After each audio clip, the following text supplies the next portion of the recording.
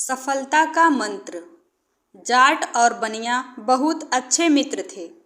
बनिया बहुत पूजा पाठ करता और जाट को तो पूजा का पता ही नहीं था क्या होती है।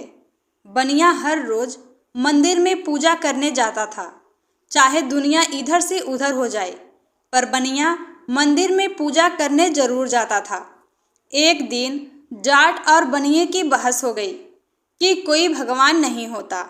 बहस इतनी बढ़ गई कि जाट जिद पर आ गया कि मुझे तेरे भगवान को देखना है। बनिए को बोला, मैं हर रोज तेरे साथ मंदिर में जाऊंगा और तेरे भगवान को 2 जूते मारकर आऊंगा, फिर देखता हूँ तेरा भगवान मेरा क्या बिगाड़ता है। बनिए को एक बार तो ये बात बड़ी अटपटी सी लगी। चल तेरी जिद है, तुझे जो करना है कर। अब बनिया और जाट हर रोज मंदिर जाने लगे। बनिया पूजा करता था और जाट मंदिर में हर रोज भगवान को 2 जूते मारकर आता था। ऐसे करते बहुत समय बीत गया। हर रोज का यही चलता रहा। बनिया पूजा करता रहा और जाट भगवान को जूते मारता रहा। एक दिन इतनी बारिश आ गई कि घर से निकलना ही मुश्किल हो गया। जो गांव में मंदिर था वह नदी के पार था।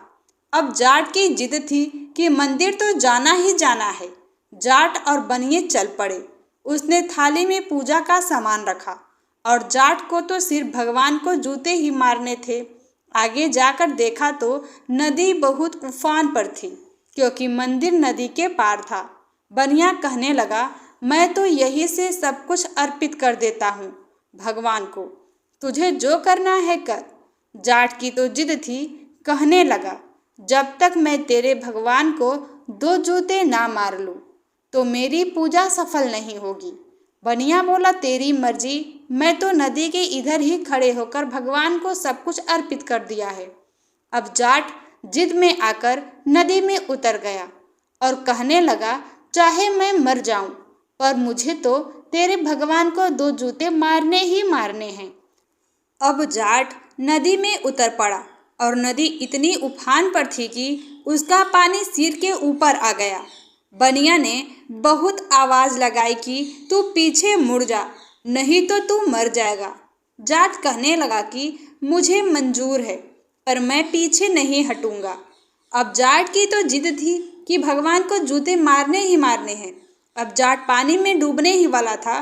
भगवान भी जाट की परीक्षा ले रहे थे।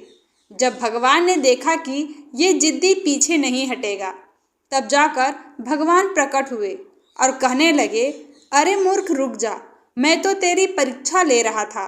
तू कितना अपने नियम का पक्का है, तुझे अपनी जान की भी परवाह नहीं है। मेरा सच्चा भगत तो तू ही है।